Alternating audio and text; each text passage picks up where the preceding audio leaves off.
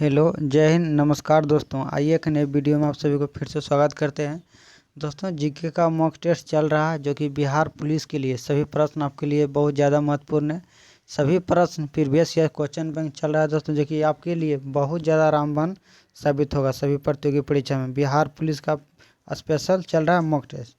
ठीक है दोस्तों, तो आइए शुरू करते हैं। आज का पहला प्रश्न, वीडियो अच्छा लगता है ज़्यादा लोगों को शेयर कीजिए दोस्तों, सपोर्ट कीजिए दोस्तों। टाइम वेस्ट मत कीजिए क्योंकि 2-3 महीने के बाद आपका एग्ज़ाम हो जाएगा, इसीलिए पूरा मन लगा कर पढ़िए और आप मेरे साथ सेट मारिए, ठीक है। क्योंकि ये बिहार पुलिस का प्रीवियस ईयर क्वेश्चन चल रहा है दोस्तों, ठीक है। आइए शुरू करते हैं आज का पहला प्रश्न। आज का पहला प्रश्न है 2023 में विश्व कप क्रिकेट कहाँ खेला जाएगा। 2023 में दोस्तों क्रिकेट विश्व कप कहाँ खेला जाएगा, तो मिस प्रिंट क्वेश्चन आंसर है दोस्तों। ऐसा आंसर होगा दोस्तों भारत। ऐसा आंसर क्या होगा दोस्तों, भारत में खेला जाएगा। 2023 का विश्व कप क्रिकेट कहाँ खेला जाएगा दोस्तों, तो भारत में। कहाँ खेला जाएगा, भारत में खेला जाएगा दोस्तों, ठीक है। आपको याद रखना है 2023 का क्रिकेट विश्व कप भारत में खेला जाएगा। अगला प्रश्न देखते हैं, आदि मानव ने सर्वप्रथम क्या सीखा। आदि मानव ने दोस्तों सर्वप्रथम क्या सीखा। 2 नंबर प्रश्न है, आदि मानव ने सर्वप्रथम क्या सीखा। इसका सही आंसर है आग जलाना। ये नंबर करेक्ट आंसर है दोस्तों। सही आंसर है 1 नंबर, आग जलाना। आदि मानव ने सबसे पहले क्या सीखा, आग जलाना, ठीक है। आइए अगला प्रश्न देखते हैं। अगला प्रश्न है, अग्नि का आविष्कार किस काल में हुआ। अग्नि का आविष्कार दोस्तों किस काल में हुआ था। अग्नि का आविष्कार किस काल में हुआ, सही आंसर आपको बताना है। सही आंसर है 3 का 1 नंबर।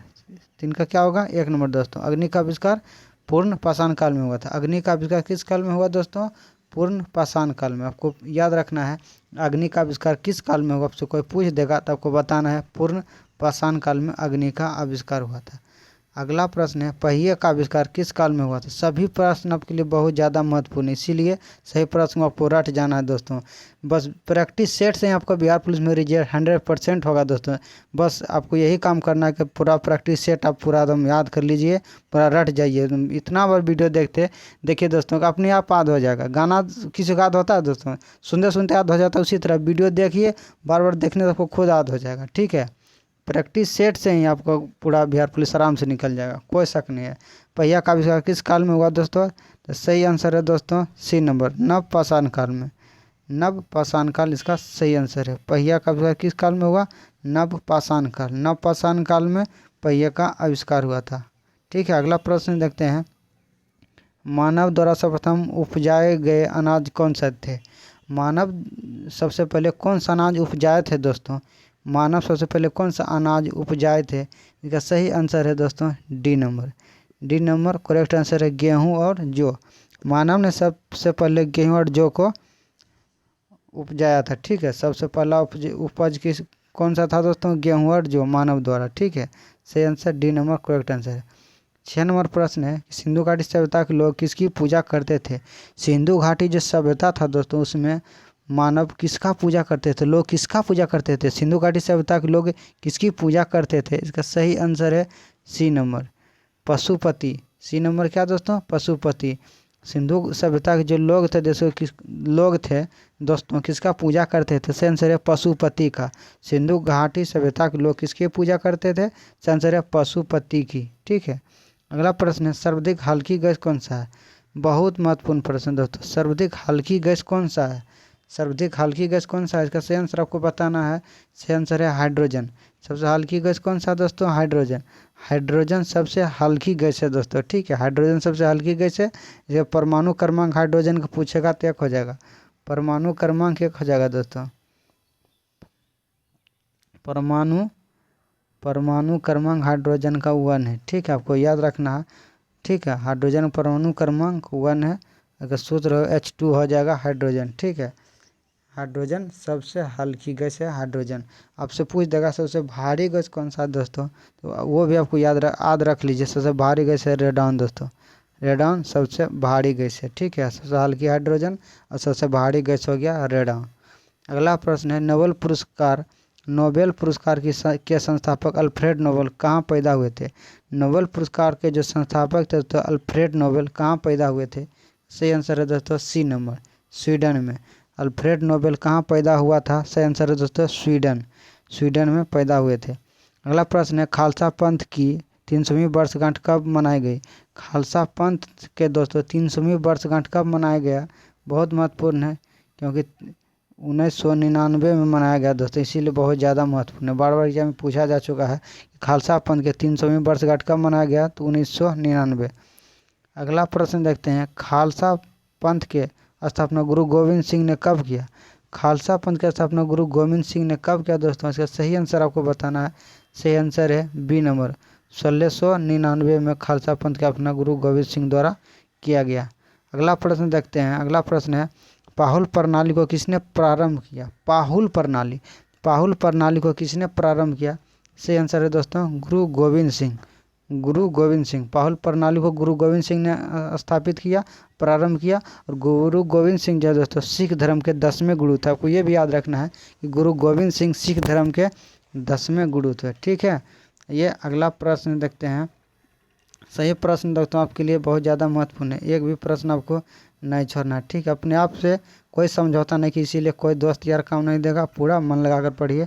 ठीक है, बैरोमीटर किसको मापने में व्यक्त होता है? बैरोमीटर से क्या चीज़ मापा जाता है दोस्तों? बैरोमीटर किसको मापने में प्रयोग किया जाता है? सही आंसर है बैरोमीटर से सही आंसर है दबाव, वायुमंडलीय दाब जो है ना दोस्तों, सी नंबर करेक्ट आंसर है। यहाँ दबाव दिया हुआ है, बैरोमीटर से वायुमंडलीय दबाव मापा जाता है। ठीक है, वायुमंडलीय दाब बैरोमीटर से मापा जाता है। अगला प्रश्न, कावेरी नदी का अंत कहाँ होता है? यानी कि दोस्तों कावेरी नदी कहाँ जाके गिरती है? ठीक है, यही हुआ, जैसे कोई कहीं से निकलता है कहीं जाके गिर जाता है, जैसे गंगा नदी निकलता है उत्तराखंड से निकलता है जाके बंगाल खाड़ी में गिरता है दोस्तों, इसी तरह कावेरी नदी का अंत कहाँ होता है? इसका सही आंसर है दोस्तों बंगाल की खाड़ी। कावेरी नदी कहाँ अंत होता है? बंगाल खाड़ी। कावेरी नदी भी बंगाल के खाड़ी में जाके समा जाती है, लास्ट उसका लोकेशन वही है। ठीक है, अगला प्रश्न देखते हैं। अगला प्रश्न है, विश्व पर्यावरण दिवस कब मनाया जाता है? विश्व पर्यावरण दिवस कब मनाया जाता है? सही आंसर है दोस्तों 5 जून। 5 जून को विश्व पर्यावरण दिवस मनाया जाता है। 5 जून को पर्यावरण दिवस माना जाता है। इस बार पर्यावरण दिवस का थीम क्या था दोस्तों? बीट प्लास्टिक पॉल्यूशन इस बार का थीम था 2023 का। आपको ये भी याद रखना है, 2023 का पर्यावरण का थीम क्या था? Beat plastic pollution. ठीक है, अगला प्रश्न है, म्यांमार किसका नया नाम है? म्यांमार किसका नया नाम है? सही आंसर है बर्मा का। बर्मा देश है दोस्तों जो कि भारत के पूरब में स्थित है, उस देश का नया नाम म्यांमार हो गया। ठीक है, अगला प्रश्न देखते हैं। ऑस्ट्रेलिया की राजधानी कहाँ स्थित है? ऑस्ट्रेलिया का राजधानी कहाँ है दोस्तों? सही आंसर है कैनबरा। ऑस्ट्रेलिया का राजधानी कहाँ है? कैनबरा। ठीक है, ऑस्ट्रेलिया का राजधानी कहाँ स्थित है? कैनबरा। बिहार राज्य कितने राज्यों से घिरा है? बिहार राज्य जो है दोस्तों वह कितने राज्यों से घिरा है? सही आंसर है दोस्तों बिहार राज्य कितने राज्यों से घिरा है? सही आंसर है 1 नंबर 3 राज्यों से। बिहार राज्य कितने राज्यों से घिरा है दोस्तों? 3 राज्यों से। ठीक है, बिहार राज्य कितने राज्यों से घिरा है? बिहार 3 राज्यों से घिरा है, आपको याद रखना। देखिए दोस्तों, ये समझ जाइए कि ये बिहार है, इधर उत्तर प्रदेश हो गया, यूपी हो गया, इधर झारखंड हो गया दोस्तों, झारखंड हो गया, इधर वेस्ट बंगाल है, इस साइड में नेपाल पड़ता है। ठीक है दोस्तों, इसलिए बिहार जो है 3 राज्यों से घिरा हुआ है। एक अंतर्राष्ट्रीय सीमा जो नेपाल से पड़ता है वो उत्तर में है, इसीलिए यह नंबर करेक्ट आंसर है। 18 नंबर प्रश्न है, भारी मशीन निर्माण प्लांट कहाँ स्थित है? भारी मशीन निर्माण प्लांट कहाँ स्थित है? सही आंसर है दोस्तों रांची। सही आंसर है रांची। भारी मशीन निर्माण प्लांट कहाँ स्थित है? रांची में, आपको याद रखना है। अगला प्रश्न है, लाइफ डिवाइन किसने लिखी थी? लाइफ डिवाइन पुस्तक है दोस्तों, उस पुस्तक को किसने लिखा था? लाइफ डिवाइन पुस्तक के लेखक कौन है? आपको बताना है सही आंसर। सही आंसर है दोस्तों Arvind Ghosh. Arvind Ghosh, C number correct answer है। सी नंबर करेक्ट आंसर है। लाइफ डिवाइन किसने लिखा था? सही आंसर है अरविंद घोष। अरविंद घोष, अरविंद घोष। लाइफ डिवाइन किसने लिखा था? अरविंद घोष। ठीक है, अगला प्रश्न है, झारखंड के किस जिले का मुख्यालय डाल्टनगंज है? झारखंड के किस जिले का मुख्यालय डाल्टनगंज है? सही आंसर है दोस्तों पलामू। पलामू जिले का मुख्यालय कहाँ है? तो डाल्टनगंज है। अगला प्रश्न है, जमशेदपुर किस नदी के किनारे अवस्थित है?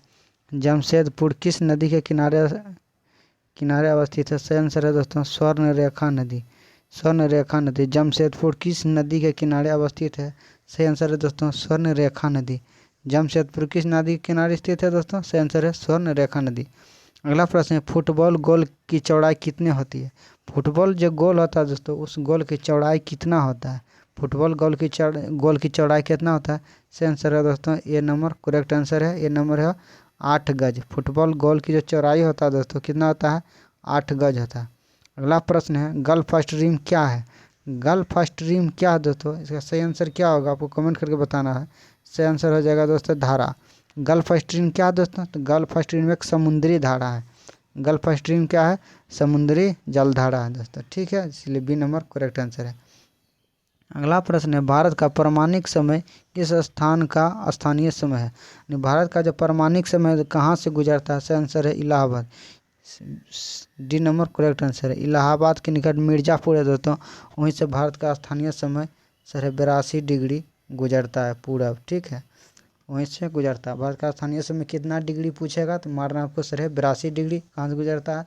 तो इलाहाबाद के मिर्ज़ापुर के निकट से। अगला प्रश्न है किस ग्रह का कोई उपग्रह नहीं है? किस ग्रह का कोई उपग्रह नहीं है दोस्तों? इसका आंसर बताना है। किस ग्रह का कोई उपग्रह नहीं है? तो बुध, एक बुध हो गया और एक शुक्र का भी कोई उपग्रह नहीं है दोस्तों। बुध और शुक्र का कोई उपग्रह नहीं है। ठीक है, किस ग्रह का कोई भी उपग्रह नहीं है? तो बुध और शुक्र का कोई भी उपग्रह नहीं है, आपको याद रखना है। अगला प्रश्न देखते हैं। अगला प्रश्न है कि गारो किस राज्य की जनजाति है? गारो किस राज्य की जनजाति है? बहुत महत्वपूर्ण प्रश्न है कि गारो किस राज्य की जनजाति है दोस्तों? सही आंसर है मेघालय की। गारो जनजाति किस राज्य में पाया जाता है? सही आंसर है मेघालय में। ऐसे दोस्तों गारो, खासी, जयंतिया 3 जनजाति है दोस्तों जो कि मेघालय में पाया जाता है। गारो, खासी और जयंतिया तीनों भी एग्जाम में बार बार पूछा जाता है। गारो, खासी, जयंतिया किस राज्य में स्थित है? सही आंसर आपको मारना है मेघालय में। अगला प्रश्न है कि चकमा शरणार्थी किस देश से संबंधित है? चकमा एक जनजाति है दोस्तों, वह जनजाति किस देश से संबंधित है? इसका सही आंसर है दोस्तों बांग्लादेश। बांग्लादेश करेक्ट आंसर है। चकमा शरणार्थी का संबंध किस देश से है? सही आंसर है बांग्लादेश से है। अगला प्रश्न देखते हैं भारत में केंद्र शासित प्रदेशों की संख्या कितनी है? भारत में केंद्र शासित प्रदेशों की संख्या वर्तमान में 8 है दोस्तों। ठीक है, 28 राज्य और 8 केंद्र शासित प्रदेश है। ठीक है, आपको याद रखना भारत में 28 राज्य है और 8 केंद्र शासित प्रदेश है। अगला प्रश्न है कौन सी नदी डेल्टा नहीं बनाती है? कौन सी नदी दोस्तों डेल्टा नहीं बनाती है? आपको याद रखना है कि ताप्ती नदी डेल्टा का निर्माण नहीं करती है। कौन सी नदी डेल्टा नहीं बनाती है? तो ताप्ती नदी। ताप्ती नदी कहाँ गिरती है दोस्तों? तो अरब सागर में गिरती है। ठीक है, अगला प्रश्न देखते हैं अधिकांश भारतीय वन कैसे वन है? भारत में जो अधिकांश वन पाया जाता है दोस्तों वह किस प्रकार का वन है और कैसा वन है? भारत में अधिकांश वन किस प्रकार का वन है? ठीक है दोस्तों, भारत में अधिकांश वन कैसा वन है? सही आंसर है दोस्तों ये नंबर करेक्ट आंसर है। भारत में अधिकांश वन कैसा वन है दोस्तों? तो पतझड़ वन। अधिकांश भारतीय वन कैसे वन है? तो पतझड़ वन अधिकांश भारतीय वन है। सही नंबर ये नंबर करेक्ट आंसर है। अगला प्रश्न है झारखंड राज्य बनने से पूर्व बिहार में जिलों की संख्या कितनी थी? जब दोस्तों झारखंड अलग नहीं हुआ था तो उस समय बिहार में कुल कितने जिला था दोस्तों? तो उस समय 55 जिला था। डी नंबर करेक्ट आंसर है। ठीक है, जब झारखंड बिहार के साथ था दोस्तों उस समय बिहार में कितने जिला था? तो 55 जिला था। अगला प्रश्न देखते हैं विश्व में महादेशों की संख्या कितनी है? विश्व में महादेशों की संख्या कितनी है? कितने महाद्वीप है दोस्तों? सही आंसर है 7। विश्व में कुल कितने महाद्वीप हैं? तो 7 महाद्वीप है। इसीलिए महादेशों की संख्या कुल कितनी है विश्व में? 7 महाद्वीप है। सबसे बड़ा महाद्वीप हो गया एशिया दोस्तों, आपको याद रखना है। अगला प्रश्न है भारत में कपास उत्पादन में अग्रणी राज्य कौन सा है? भारत में कपास उत्पादन में अग्रणी राज्य कौन सा है? सही आंसर आपको बताना है कि भारत में कपास उत्पादन में अग्रणी राज्य कौन सा है। सही आंसर हो जाएगा दोस्तों गुजरात। सबसे अधिक भारत में गुजरात में कपास का उत्पादन होता है। कपास का उत्पादन भारत में सबसे अधिक किस राज्य में होता है? सही आंसर है गुजरात। गुजरात में सर्वाधिक कपास का उत्पादन होता है। अगला प्रश्न है भारत में गेहूं उत्पादन में अग्रणी राज्य कौन सा है? भारत में गेहूं के उत्पादन में अग्रणी राज्य कौन सा है? सही आंसर है डी नंबर करेक्ट आंसर है।